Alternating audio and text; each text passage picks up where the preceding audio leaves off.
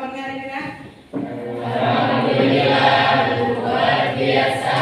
Allahu Akbar. Oke, silakan sebelum memulai pembelajaran, saya minta kepada ketua kelas untuk menyiapkan. Silakan disiapkan akar. Siapa duduk? Siap. Tentu berdoa. Siap. Doa mulai. Bismillahirrahmanirrahim. Ada teman-teman antum yang tidak hadir? Hadir semua?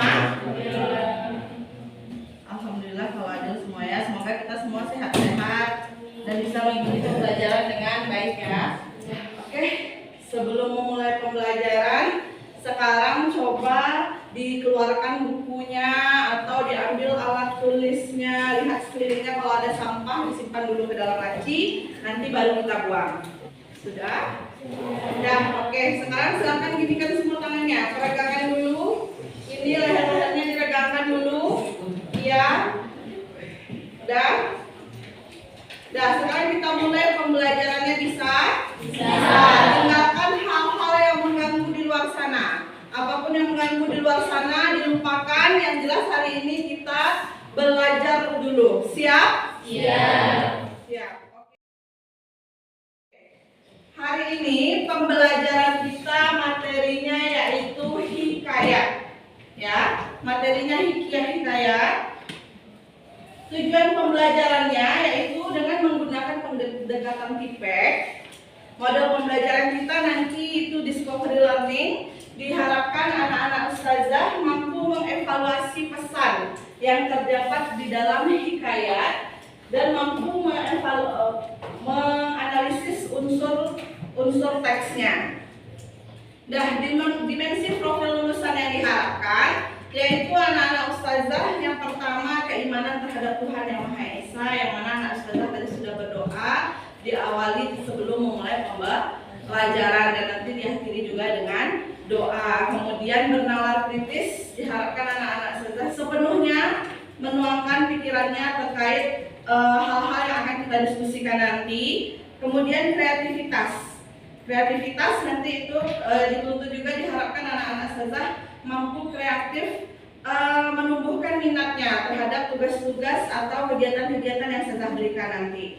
Kemudian mandiri ini nanti itu anak-anak ustazah di akhir juga ngisi LKPD secara mandiri.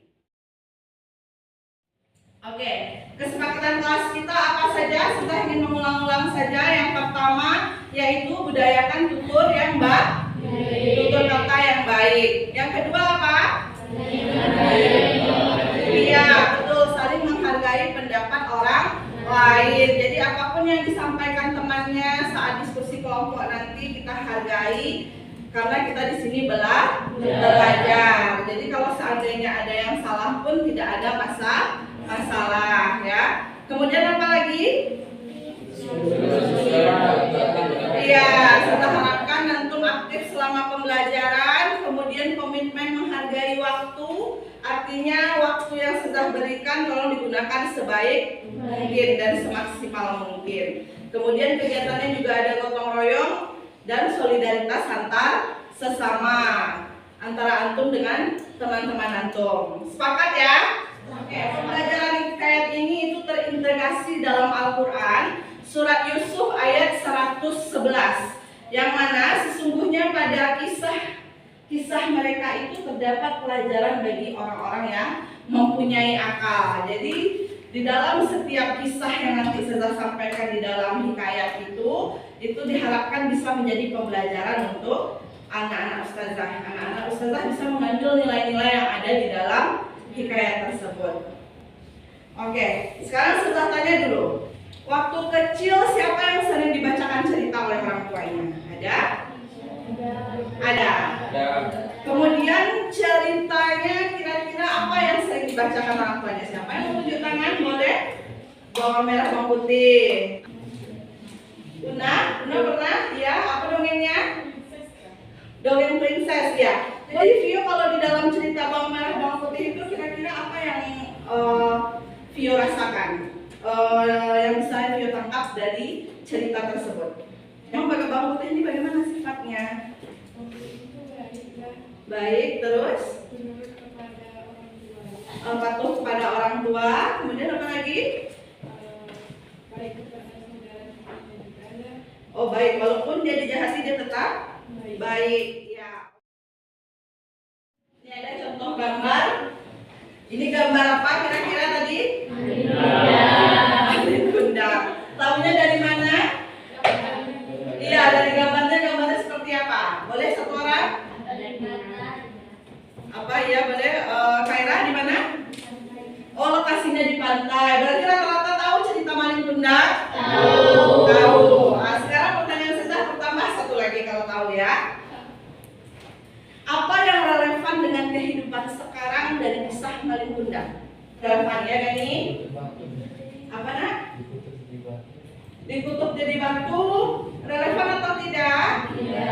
Tahu. Yang pertanyaan Sezah sebenarnya dua tadi. Sezah mau menanyakan apa yang relevan dengan zaman sekarang, apa yang tidak relevan dengan zaman sekarang. Yang dijawab Gani itu betul untuk yang tidak relevan. Itu bahwa anaknya dikutuk jadi batu. Kalau yang relevan yang mana? Siapa tadi? Hasan tunjuk tangan. Ya.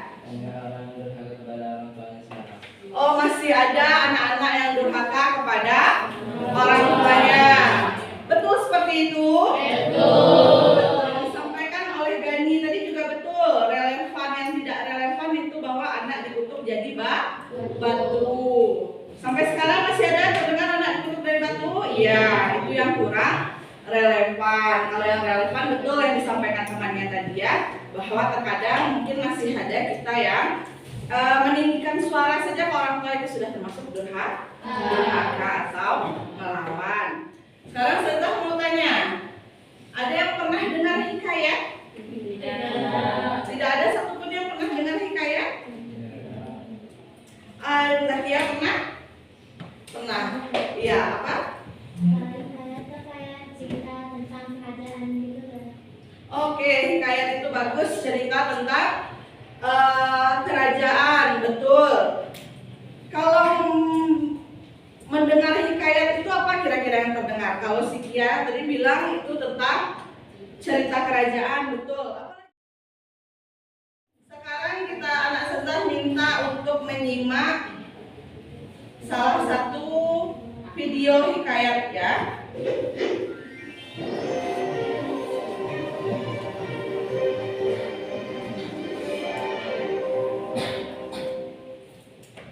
Hikayat Putri Hijau. Cerita dari Provinsi Sumatera Utara. Provinsi Sumatera Utara merupakan salah satu provinsi di Indonesia yang terkenal dengan berbagai objek wisata. Salah satu tempat wisata yang sangat terkenal di Sumatera Utara adalah Danau Toba. Oke, dari cerita hikayat Putri Hijau tadi, itu salah satu hikayat dari Sumatera Utara. Sekarang Ustazah mau tanya, kira-kira menurut anak-anak Ustazah yang masih relevan dengan kehidupan sekarang ini apa? Oke, Anifah? Memaksakan kehendak sendiri, boleh, betul, bagus. Iya, kira-kira yang tidak relevan itu artinya memaksakan kehendak sendiri seperti kata Anifah tadi, bahwa menginginkan perjodohan tetapi setelah ditolak malah melukai orang lain. Ya, seperti itu. Yang tidak relevan dengan kehidupan sekarang. Boleh tunjuk tangan? Ya, bagus. Oke, Hasan. Tentang naga, betul. Itu yang disampaikan temannya tadi itu semuanya betul. Sekarang kita akan melaksanakan tugas kelompok supaya anak-anak ustazah lebih memahami lagi apa itu hikayat. Kita bagi kelompok 1 di sini, kelompok 2 di sini, kelompok 3, 4, 5, 6. Boleh ya? Berarti 3 kelompok aja. 1, 2, 3, 4, 5, 6. Oke. Sekarang antum itu sudah di dalam kelompok. Ini kira-kira pembagian kelompoknya. Antum mencari sub-sub materi. Itu yang kelompok 1 pengertian fungsi hikayat, kelompok 2 karakteristik, Kelompok 3 unsur intrinsik itu hanya 3. Tema, tokoh, penokohan. Kelompok 4 mana? Kelompok 4 itu unsur intrinsiknya latar dan alur. Kelompok 5 itu sudut pandang dan amanat. Dan kelompok 6 itu persamaan dan perbedaan hikayat dengan cerpen. Untuk tugasnya itu antum boleh bikin sesuai yang antum suka. Misalnya mau pilih dalam bentuk PPT boleh, dalam bentuk poster boleh, dalam bentuk infografik boleh, dalam bentuk video animasi tambah boleh. Ya, dalam bentuk slide PowerPoint. Yang penting antum sukanya yang mana, hobinya yang mana. Paham? Saya kasih 20 menit. Sudah selesai ya. Nanti kita presentasi lagi. Nggak boleh dibuka bukunya. Coba lihat materinya sama. Kelompok 5 berarti saya sudah pandang dan aman. Udah, nah yang lain udah selesai. Belum. Nah, berarti sekarang kita lanjutkan saja lagi. Semuanya simak, perhatikan teman-temannya. Presentasi, boleh menanggapi, boleh memberi saran, boleh memberi pertanyaan. Assalamualaikum warahmatullahi wabarakatuh. Waalaikumsalam warahmatullahi wabarakatuh. Kami dari kelompok 2 akan mempresentasikan hasil dari kelompok kami.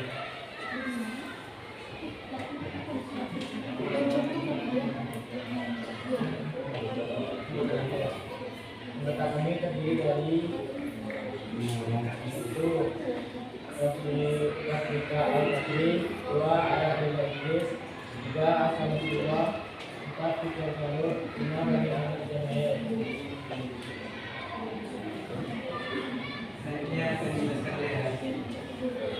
Karakteristik hikayat.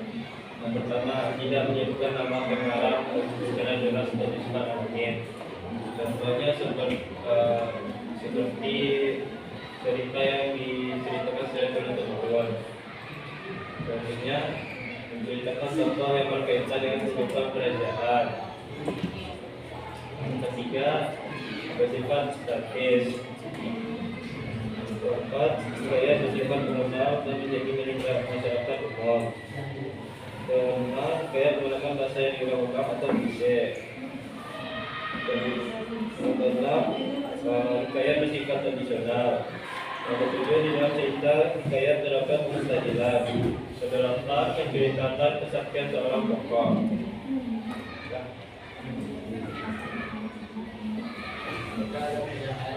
Jadi kamera tidak ada yang bertanya jika ada yang ingin bertanya mohon diceritakan baik-baik. Silakan. Oke, boleh. Silakan. Boleh berdiri. Maksud dari bersifat statis itu apa? Maksudnya itu adalah hikayat bersifat tetap dan tidak banyak perubahan. Statis itu kayak cerita yang itu tetap itu juga yang diceritakan saya turun-temurun, tidak berubah-ubah. Silakan dia. Apakah hikayat sama dengan misalnya? Hikayat sama dongeng itu 11-12, tapi hikayat berfokus ke cerita istana sentris atau kerajaan. Kalau dongeng itu mencakup semua cerita. Apakah ada pertanyaan lagi? Oke, sekian dari kami. Assalamualaikum warahmatullahi wabarakatuh. Waalaikumsalam warahmatullahi wabarakatuh. Oke, boleh tepuk tangan.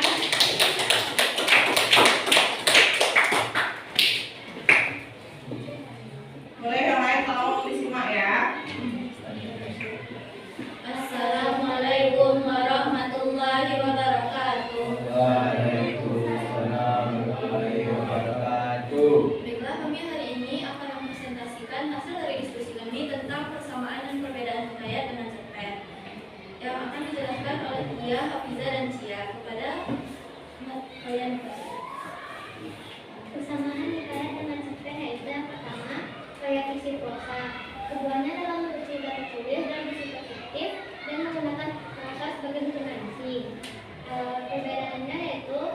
dan bahasa.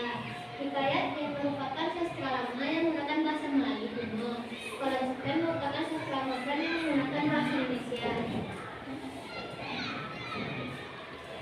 Dan kedua, amanat dasar. Keduanya sering menyambung pesan moral atau pelajaran hidup. Perbedaan yang kedua, jumlah tokoh. Hikayat memiliki banyak tokoh. Cerpen biasanya berfokus pada satu tokoh utama. Yang ketiga, penggunaan majas. Keduanya memanfaatkan majas seperti metafora, simbola, hiperbola untuk membuat gaya bahasa yang hidup dan menarik. Yang ketiga, fokus hikayat. Seringkali salah dengan istilah keuangan dan cerpen bisa mengenal berbagai zaman di kehidupan modern. Apakah ada yang bertanya? Apa Hasan? Tak itu metafora sebelum lanjut kita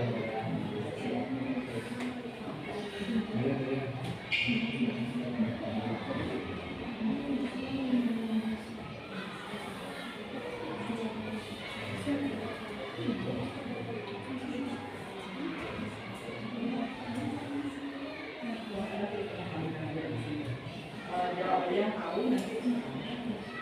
Hiperbola, ya kan ada tiga, metafora, simbola, dan hiperbola. Hiperbola itu sendiri adalah melebih-lebihkan makna dari suatu kata seperti wah harganya tinggi sekali ya.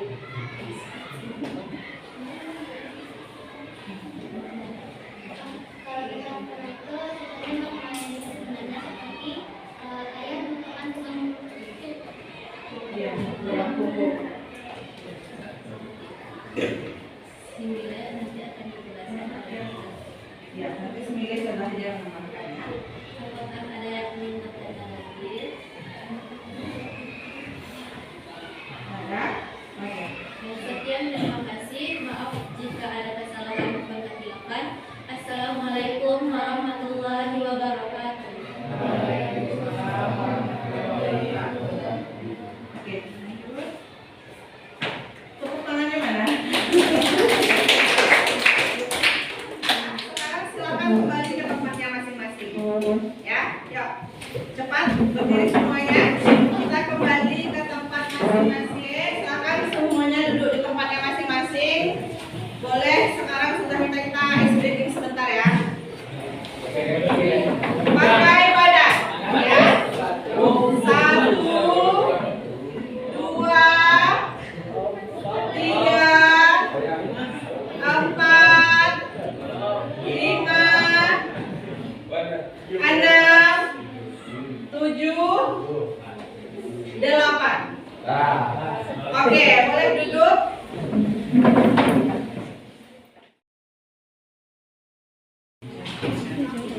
Dah oke.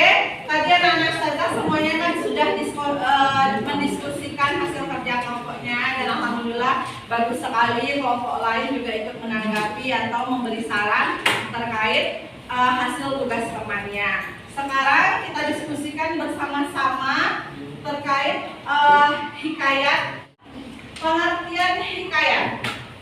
Oke, seperti yang dibahas oleh kelompok 1, betul. Pengertian hikayat adalah cerita karya sastra yang berbentuk prosa, yang ceritanya itu berisi tentang kisah-kisah kerajaan. Kemudian lanjut fungsi hikayat. Hikayat itu fungsinya memang untuk pelipur lara atau sebagian hiburan. Selain sebagai hiburan, hikayat juga untuk meramaikan pesta di zaman dahulu. Jadi oke, kita lanjut yaitu ke karakteristik hikayat seperti yang dibahas oleh kelompok 2. Karakteristik hikayat yang pertama yaitu pralogis. Pralogis artinya tidak masuk di akal atau ceritanya itu mustahil. So, yang kedua yaitu ada namanya istana sentris. Istana sentris ini tadi itu bahwa penceritaan hikayat berhubungan dengan istana atau dengan kerajaan. Yang ketiga adalah anonim. Anonim itu artinya penceritanya atau pengarangnya tidak diketahui. Kemudian yang keempat itu statis, tetap. Kemudian yang kelima itu kata arkais. Kata arkais adalah kata-kata yang sudah tidak dipakai. Kita lanjut ke tiga, yaitu unsur intrinsik hikayat. Unsur intrinsik ada berapa? Ada 7. Yang pertama tema. Tema apa? Iya, betul. Tema adalah inti cerita. Inti cerita atau jalan cerita itu lanjut. Sudah tema, itu ada tokoh. Tokoh berarti pelaku cerita. 3. Penokohan. Penokohan ini adalah sikap-sikap si tokoh. Sikap si tokoh itu ada 3. Yang pertama, iya, protagonis. Protagonis yang sikapnya bagaimana? Iya, yang sikapnya baik. Yang kedua, antagonis. Antagonis bagaimana? Yang jahat. Oke, yang ketiga, dirtagonis. Dirtagonis ini ya yang netral. Lanjut, yang sampai sini ada pertanyaan? Tidak paham? Sudah dicatat?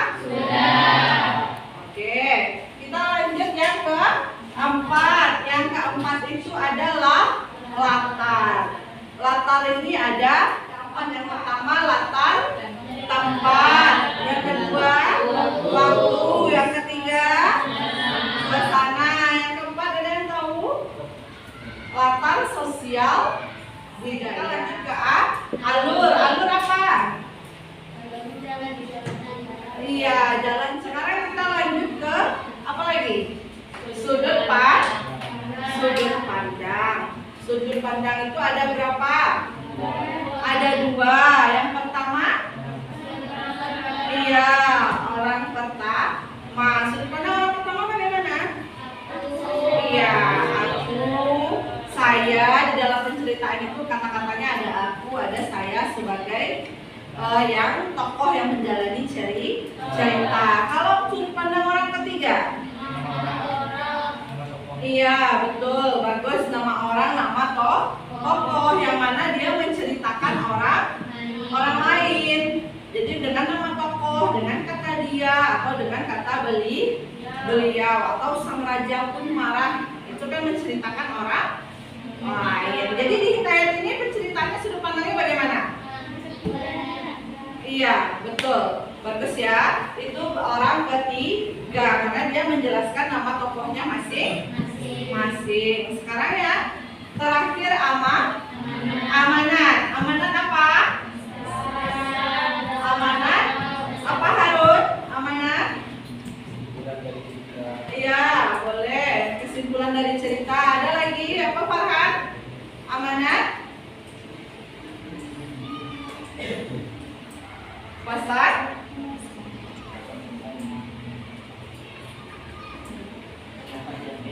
Iya, betul, bagus. Pesan-pesan yang dapat diambil atau kesimpulan di akhir cerita itu nanti kita membawa ke pesan atau nasihat yang diambil dari cerita tersebut. Kalau cerita Putri Hijau tadi, apa amanatnya? Boleh satu orang cuci tangan? Siapa? Oke, ya. Iya, betul, tidak boleh memaksakan kehendak. Kalau cerita Babi Undang, apa amanatnya? Iya, Rita? Iya, betul, tidak boleh durhaka kepada orang tua. Satu unsur intrinsik paham? Paham. Oke, kita lanjut yang dibahas oleh kelompok 6. Kelompok 6 tadi membahas tentang persamaan hikayat dan cerpen. Persamaannya yang pertama berbentuk cerita fiksi atau cerita ini bukan berdasarkan fakta. Yang kedua, memiliki unsur-unsur yang sama. Unsur intrinsik yang sebentar ini kita bahas. Cerpen ada tokohnya? Ada latarnya? Ada alurnya? Ada. Ya, juga menggunakan gaya bahasa. Cuman gaya bahasanya nanti yang dipisah. Kalau di cerpen itu lebih beragam, lebih banyak. Kalau di hikayat apa aja tadi? Majasnya ada metafora, ada hiperbola, kemudian simile. Kalau hiperbola yang melebihkan. Melebih-lebihkannya ini arti bahasa sekarangnya apa? Lebay, ya. Misalnya air matanya membanjiri seluruh ruangan. Bisa air mata bikin banjir? Tidak. Berarti itu belum berlebih-lebihan. Kemudian kalau metafora bagaimana? Metafora itu kiasan. Artinya kata-kata yang digunakan memiliki makna lain. Contohnya?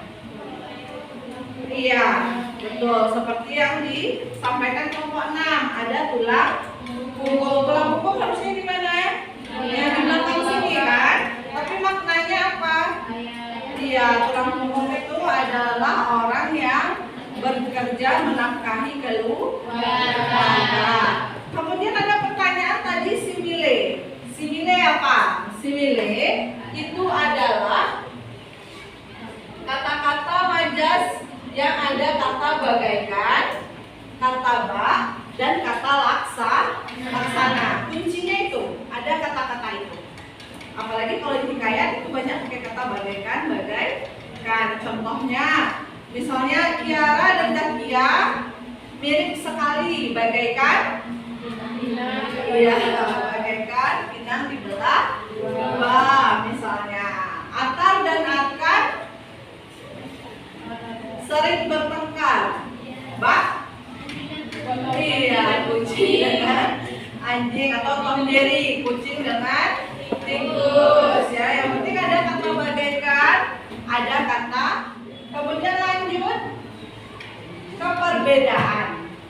Perbedaannya itu ada yang pertama, hikayat itu pengarangnya seperti tadi anonim, artinya tidak diketahui. Kalau cerpen, iya jelas pengarangnya siapa, ada dibikinnya karya siapa biasanya ya. Kalau untuk hikayat tidak. Yang kedua, penceritaan cerpen lebih bebas, sedangkan penceritaan hikayat bersifat statis dan istana sentris. Yang ketiga, yaitu kalau hikayat menggunakan bahasa hikayat bahasa ya, kata-kata arkais atau kata-kata lama yang sudah tidak dipakai lagi, sehingga mungkin antum butuh kamus untuk mencari tahu artinya, atau harus searching Google supaya lebih paham, atau lihat di buku cetaknya ada beberapa contohnya ya. Kemudian kalau bahasa cerpen itu iya betul, bahasa yang digunakan adalah bahasa sehari-hari. Sampai sini ada pertanyaan? Betul tidak? Ada paham materinya? Paham. Oke, ada pertanyaan sampai di sini? Oke, jika tidak ada pertanyaan, sekarang saya minta antum membuat inisial KPD ya. Sudah, silakan diisi bagian unsur intrinsik saja. Silakan dianalisis. Oke, boleh dipukul. Silakan kalau sudah selesai. Oke, silakan. Bagaimana pembelajarannya hari ini? Alhamdulillah. Oke, sekarang saya ingin bertanya, apa materi apa yang menurut antum mudah? Boleh satu orang? Yang menurutnya mudah dan yang tadi dibahas? Boleh?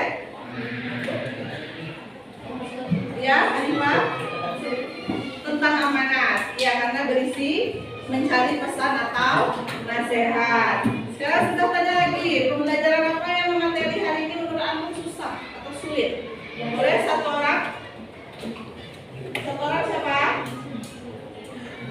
Tidak ada yang sulit? Alhamdulillah ya Allah. Kalau ada yang sulit berarti seandainya pun ada yang sulit, yang penting harus rajin berlatih. Masih ada pertanyaan? Oke. Tidak ada pertanyaan. Minggu depan tugasnya di rumah anak-anak ustazah diminta mencari cerita rakyat yang ada di daerah tempat tinggalnya. Ini kan beda-beda nih tempat tinggalnya. Misalnya yang orang Kamang, apa cerita rakyatnya? Yang orang Baso, apa cerita rakyatnya? Minggu depan